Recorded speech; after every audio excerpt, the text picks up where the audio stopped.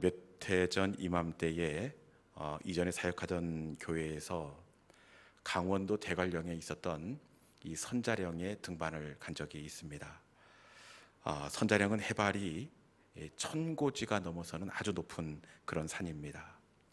기온도 대관령 꼭대기에 있는 산이다 보니까 평지보다 4, 5도가 낮습니다. 바람도 칼바람이 몰아치는 이곳이 바로 선자령 정상입니다. 이렇게 높고 혹독한 곳에 어떤 나무가 자랄 수 있을까? 우리 생각에는 뿌리가 깊이 박히는 이 아름드리 소나무, 잣나무가 그곳에 뿌리를 내리고 자라고 있지 않을까, 버틸 수 있지 않을까 이렇게 생각을 할 수 있는데, 여러분, 그곳에 자리 잡은 나무들은 하나같이 공통점이 있습니다. 그것은 하나같이 키를 최대한 낮추고 땅에 납작 엎드려 있다는 겁니다. 이름을 알 수 없지만 땅에 납작 엎드리는 그 나무들이 칼바람을 이기고 혹독한 추위를 견디고 뿌리를 내리고 그곳에 서 있었습니다. 여러분, 그런데 이 엎드리면 나무만 사는 것이 아니라 엎드리면 심지어 풀도 겨울을 견디더라고요. 엎드리면 여리디 여린 나물이지만 영하의 날씨를 살아냅니다. 여린 배추지만 땅에 납작 엎드린 봄동이 겨울을 넘깁니다. 납작 엎드리는 냉이가 겨울을 견디고 심지어 납작 엎드리는 시금치는 겨울에도 자라납니다. 여러분, 신앙도 마찬가지입니다. 신앙도 결국 누가 이기느냐? 결국 엎드리는 사람이 이기고 엎드리는 사람이 뛰어넘게 되어 있습니다. 엎드리는 아브라함이 이겼고 엎드리는 모세가 이겼고 엎드리는 다윗이 뛰어넘었습니다. 엎드리는 사람이 반드시 이기고 엎드리는 사람이 마침내 찬양하게 될 줄로 믿습니다. 수요기도회는 어떤 자리냐? 바로 엎드리는 시간입니다. 이 시간 하나님 앞에 더욱 납작 엎드릴 때 우리는 바람을 이기고 혹독한 영적인 추위를 견디고 살 수 있는 새 힘을 공급받게 되어 있습니다. 이 시간 하나님 앞에, 말씀 앞에 납작 엎드리는 믿음의 성도들이 될 수 있기를 주님의 이름으로 축원합니다. 오늘 본문은 이스라엘 백성들이 바벨론에 이 포로로 붙들려 갔던 시간을 배경으로 하고 있습니다. 이스라엘 백성들이 자꾸만 엉뚱한 짓을 합니다. 하나님을 떠나 우상을 숭배하고 말씀의 자리에서 멀어져도 너무 엇나가 있습니다. 그러면 하나님은 안타까운 마음에 예언자를 보내시죠. 이사야를 보내서 그러지 마라. 예레미야를 보내서 다시 돌아와라. 미가 선지자를 보내고 아모스 선지자를 보냅니다. 그럼에도 불구하고 이스라엘 백성들은 귀를 닫습니다. 여러분, 아무리 좋은 말씀이 있다고 하더라도 귀를 닫으면 소용이 없더라고요. 우리 자녀들도 그렇지 않습니까? 귀를 꽉 막고 엄마 말씀, 엄마 아빠 이야기 듣지 않아 보십시오. 그 인생이 어떻게 되겠습니까?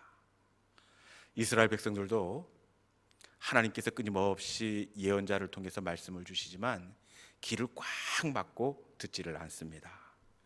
그래서 결국 이스라엘 백성들은 이 바벨론에 의해서 멸망을 당하게 되었습니다. 예루살렘 성전은 불에 타고 고국에 있었던 상당수 많은 사람들은 대부분 바벨론으로 포로로 끌려가게 되었습니다. 여러분, 바벨론에 끌려간 이 포로 이스라엘 백성들의 삶이 어떨 것 같습니까? 그곳에 끌려갈 때 심지어 시드기야 왕조차도 쇠사슬에 묶여서 양쪽 눈이 뽑힌 상태로 이 바벨론으로 끌려갔습니다. 왕이 그 정도면 일반 사람들은 어떻겠습니까? 이 포로라는 원어를 보면 발가 벗겨지다라는 뜻을 가지고 있습니다. 그러니까 이 포로들은 옷 하나 제대로 거칠 수 없는 그런 상태에 있습니다. 옷도 제대로 입지 못하는데 먹는 것은 온전하겠습니까? 이들이 할 수 있는 일은 가장 어렵고 힘들고 남들이 꺼려하는 일에 그들이 투입되었을 것입니다. 입을 것 못 입고 못 먹고 못 쉬고 어렵고 얼마나 고단하고 힘이 들었겠습니까? 그럼에도 불구하고 이곳 바벨론에서 이스라엘 백성들이 견디고 버틸 수 있는 이유 한 가지가 있는데 그것이 무엇일까요? 어렵고 힘들었지만 그들은 바로 70년 때문에 견디고 버틸 수가 있었습니다. 이게 무슨 말이냐? 하나님께서 바벨론으로 끌려가는 이스라엘 백성들에게 예레미야 선지자를 통해서 70년을 약속해 주십니다. 너희가 징계를 당하되 기약이 없는 무기징역이 아니라 70년이 차면 반드시 본국으로 너희를 돌아오게 하겠다. 하나님은 바벨론의 포로 기간을 70년으로 약속해 주셨습니다. 여러분, 바벨론 포로 생활이 어렵지만 기약이 있으면 버틸 수가 있습니다. 남자들이 군대를 가는데 군대 생활이 참 어렵지 않습니까? 그럼에도 불구하고 이 남자들이 군대를 버티고 이길 수 있는 것 왜 그렇습니까? 제대 날짜가 있기 때문에 그래요.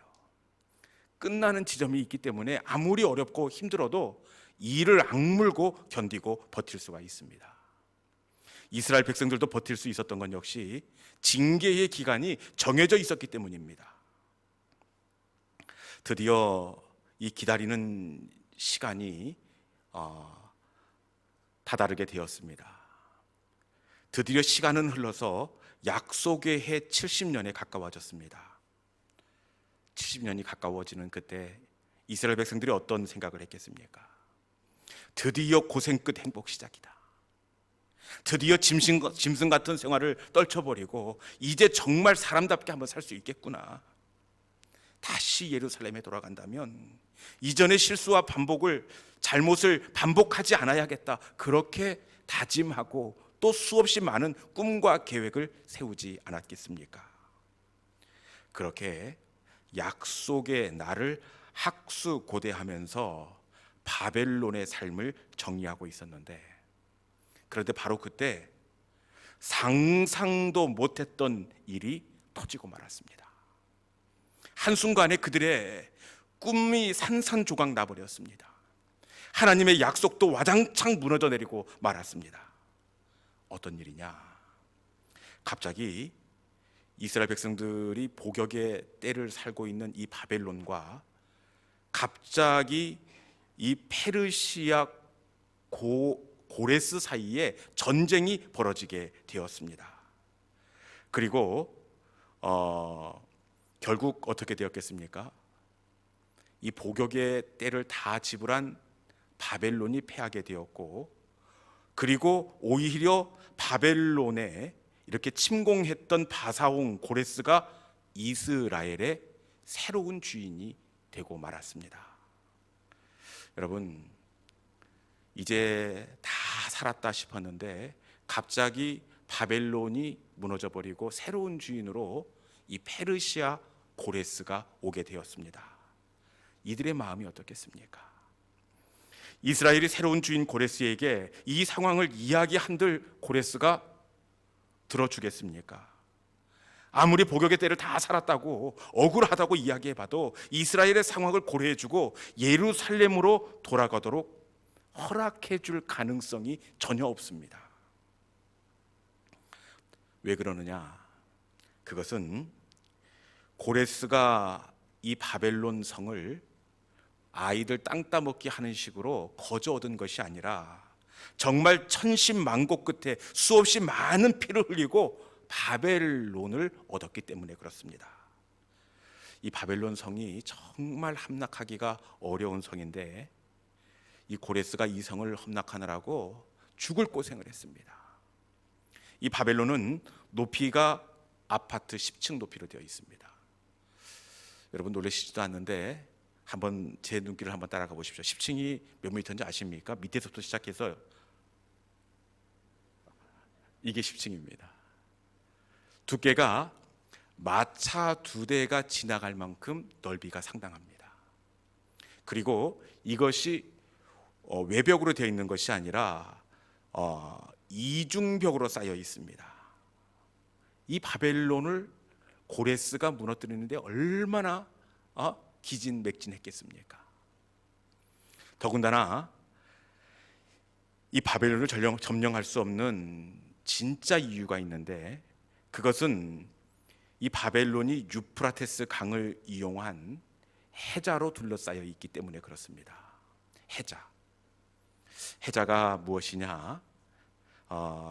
우리가 가끔 영화를 볼 때 이 기사들이 등장하는 중세 시대의 그런 영화를 볼 때가 있는데, 그때 보면 호수 가운데 성이 있습니다.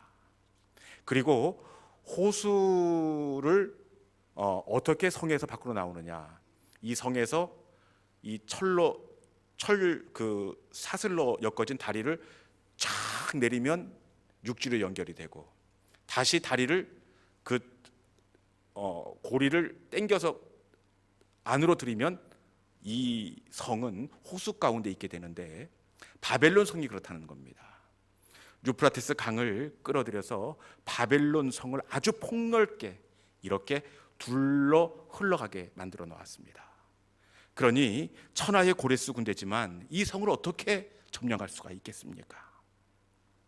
여러분, 이 고레스가 거저 얻은 땅이 아니라 정말 피의 대가를 지불하고 얻은 땅이 바벨론 땅이고, 이스라엘 백성들은 전쟁의 대가로 얻은 전리품이었습니다. 더욱이 이스라엘 백성들을 여러분 보내주겠습니까? 이스라엘 백성들은 부지런하고 힘이 좋을 뿐만 아니라 머리가 아주 비상한 사람들입니다. 그렇기에 이 사람들을 종으로 부릴 수도 있고, 그리고 다른 아주 요긴한 용도로 얼마든지 활용할 수 있는 백성이 이스라엘 백성입니다. 이 고레스 왕이 바보가 아닌 이상 이스라엘 백성들을 예루살렘으로 돌려보내겠습니까? 돌려보낼 리가 만무합니다. 여러분, 그렇게 이스라엘 백성들이 바벨론의 주인이 고레스로 바뀐 이때에 이들의 마음이 어떻겠습니까? 아마 이들은 크게 낙심하고 실망했을 것입니다.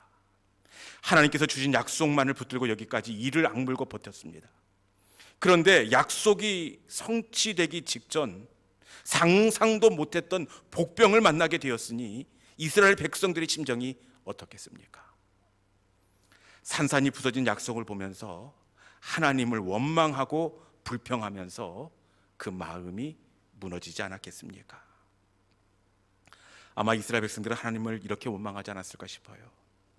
하나님, 도대체 이것이 웬일입니까? 하나님의 약속 한 가지만 바라보면서 참고 견디고 여기까지 왔는데 도대체 어쩌시라고 이렇게 하시는 것입니까? 이제 모든 것이 끝났습니다. 이제 우리는 앞으로 어떻게 살아야 하겠습니까? 이스라엘 백성들은 큰 상실감과 낙심으로 그 땅바닥을 뒹굴며 그렇게 아픔으로 통곡하지 않았을까, 그런 생각을 해보게 됩니다. 여러분, 그런데 이 일이 어떻게 되었느냐? 이 일이 굽어도는 것 같고 복병이 등장해서 아주 망한 것처럼 그렇게 보여졌는데, 이 일이 어떻게 흘러가느냐? 본문 3절에 있는 말씀입니다.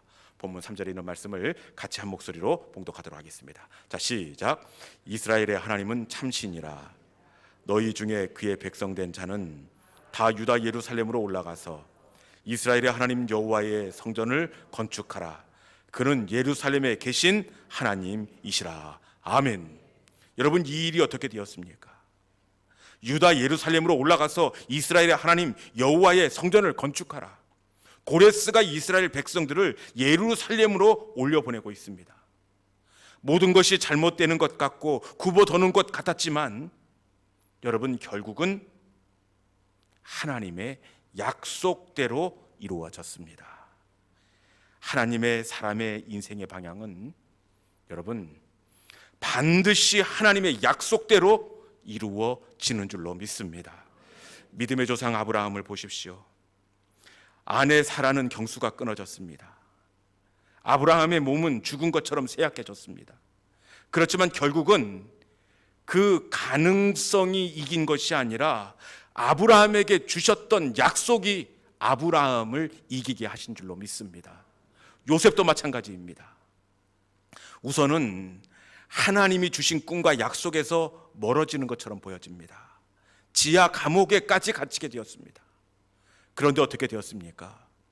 결국은 이 억울함이 요셉을 삼키는 것이 아니라 하나님의 약속이 요셉을 마침내 총리로 세우신 줄로 믿습니다. 하나님은 주신 약속을 반드시 성취하시고 이루시는 하나님이 되십니다. 우리 중에 혹시 갑자기 끼어든 인생의 돌발 상황으로 말미암아 약속이 희미해지고 견디기 버거운 삶의 자리를 만난 성도가 있습니까? 깨진 그릇처럼 한순간에 모든 꿈이 물거품이 되어버리고 이젠 끝이라고 생각하는 믿음의 식구가 있습니까? 우리 하나님은 반드시 약속을 지키시는 하나님이 되시는 줄로 믿습니다. 이 시간 약속의 하나님을 바라보시고 다시 연약한 무릎을 일으키는 우리 모든 믿음의 권속들이 될 수 있기를 주님의 이름으로 축원합니다. 그러면 하나님은 어떻게 이스라엘에게 하신 이 약속을 이루어 나가십니까? 도저히 가능성이 없어 보이는데 도대체 우리 하나님은 어떻게 이 고레스를 통하여 약속을 성취해 나아가십니까? 우리 본문 1절에 있는 말씀 같이 한번 봉독하도록 합니다. 1절에 있는 말씀, 자 시작. 바사왕 고레스 원년에 여호와께서 예레미야의 입을 통하여 하신 말씀을 이루게 하시려고 바사왕 고레스의 마음을 감동시키심에 그가 온 나라에 공포도 하고 조서도 내려 이르되. 아멘. 하나님께서 어떻게 약속을 성취해 나가십니까? 말씀해 보니까 바사왕 고레스의 마음을 감동시키심에. 하나님은 고레스의 마음을 감동시킴으로 약속을 성취시켜 나아가십니다. 감동. 이 감동이란 사전적 의미를 보니까 깊이 느끼게 하여 마음을 움직이다. 이게 감동입니다. 그러니까 하나님은 이 고레스의 마음을 느끼게 하여 그 마음을 움직이셨습니다. 여러분, 고레스의 마음이 움직이자 도저히 불가능할 것 같았던 이스라엘 백성들을 고레스가 올려보내게 되었습니다. 우리 눈에는 가능성이 없어 보이고 그리고 기적처럼 보여지지만 하나님은 그 마음을 한 번 감동시켰을 뿐인데 한순간에 모든 것들이 역전되고 이루어지게 되었습니다. 심지어 하나님께서 고레스의 마음을 한 번 만졌을 뿐인데 어떤 일이 일어나느냐, 우리 8절에 있는 말씀입니다. 본문 8절에 있는 말씀 같이 봉독합니다. 자 시작. 바사왕 고레스가 창고지기 미드르닷에게 명령하여 그 그릇들을 꺼내어 세워서 유다 총독 세스바살에게 넘겨주니. 아멘. 하나님께서 고레스의 마음을 만지자 어떤 일이 일어났습니까? 고레스가 창고지기 미드르닷에게 명령하여 그릇을 꺼내어 넘겨주라 명령하니. 고레스가 이 창고를 담당하는 그 집사에게 명령하여 창고 안에 있는 그릇을 예루살렘으로 돌아가는 그 백성에게 선물로 주라, 이렇게 명령하고 있습니다. 우리는 이 그릇이 그냥 반찬이나 담는 그런 그릇인가 보다 이렇게 생각할 수 있는데, 이어지는 다음 구절들을 보니까 금접시, 은접시, 칼, 금그릇, 은그릇 이렇게 되어 있습니다. 아주 진귀한 보물 중에 보물입니다. 페르시아 궁중 창고에 보관된 아주 진귀한 보물들을 들여서 이스라엘 백성들을 올려보내고 있습니다. 여러분, 이 모든 일이 어떻게 이루어졌습니까? 그것은 하나님께서 고레스의 마음을 감동시켰기 때문입니다. 고레스의 마음이 움직일 때 안 될 것 같은 일이 성취되었고, 뚫릴 것 같지 않았던 예루살렘을 향해 올라가는 시온의 대로가 활짝 열리게 되었습니다. 이 하나님의 감동의 역사가 오늘 우리 가운데 임하는 은혜가 될 수 있기를 간절히 축원합니다. 고레스를 감동시킨 하나님의 감동이 우리 자녀의 마음을 움직이기만 하면 우리 자녀의 비뚤어진 습관도 고쳐지게 될 줄로 믿습니다. 하나님의 감동이 우리 남편에게 임할 때 우리 가정도 온전히 회복되게 될 줄로 믿습니다. 우리는 할 수 없지만 하나님이 마음속에 감동을 주실 때 우리의 소원은 의외로 쉽게 성취되게 되어 있습니다. 이 밤 하나님께서 우리 각 사람의 마음을 감동으로 터치해 줄 수 있기를 주님의 이름으로 축원합니다. 이제 말씀을 정리하겠습니다. 70년 약속의 때가 되었습니다. 그런데 약속이 이루어지는 그때 하필이면 모든 것이 엉망진창으로 엎질러지는 변수를 이스라엘이 만나게 되었습니다. 그런데 여러분, 결국은 무엇이 이기게 되었습니까? 고레스가 이기는 것이 아니라 하나님의 약속이 이긴 줄로 믿습니다. 믿음은 약속을 바라보는 겁니다. 그 어떤 변수와 갑자기 끼어든 폭풍이 있다고 하더라도 약속을 이루시고 성취하시는 하나님을 바라보는 것, 이것이 바로 믿음입니다. 여러분, 폭풍이 이기는 것이 아니라 반드시 약속이 이깁니다. 질병이 우리를 넘어뜨리는 것이 아니라 반드시 회복의 약속이 우리의 가족을 살립니다. 약속을 바라보는 믿음의 성도들이 될 수 있기를 축원합니다. 약속을 바라보며 믿음으로 인내하며 견딜 때 하나님은 감동을 통해 일하십니다. 하나님께서 고레스의 마음을 한 번 만졌을 뿐인데 이스라엘을 돌아가게 하시고 그 어깨에 보화까지 선물로 얹어주고 있습니다. 이것이 우리 하나님의 일하시는 방법입니다. 하나님이 마음을 감동시켜주면 오늘 우리 가운데, 우리 자녀들 가운데, 우리 가정 가운데 어떤 일이 일어날지 아무도 모릅니다.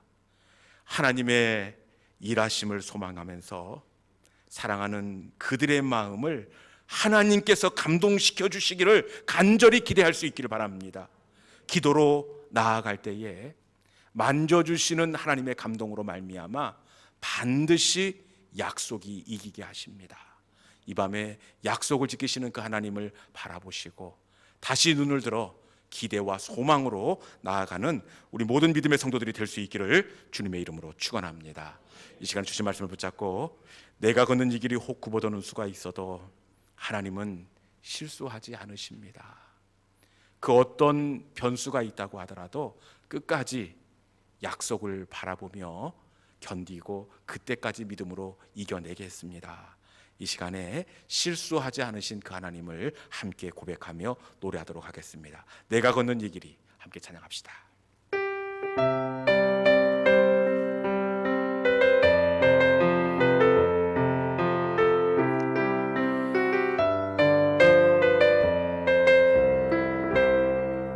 내가 걷는 이 길이 혹 굽어도는 수가 있어도 내 심장이 울렁이고 가슴 아파도 내 마음 속으로 여전히 기뻐하는 까닭은 하나님은 실수하지 않으심일세.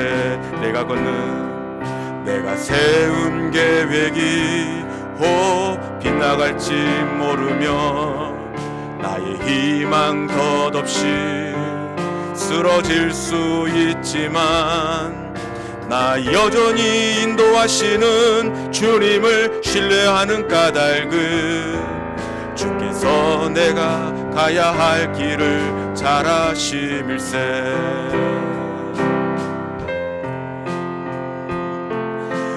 어두운 밤 어둠이 깊어 날이 다시는 밝지 않을 것 같아 보여도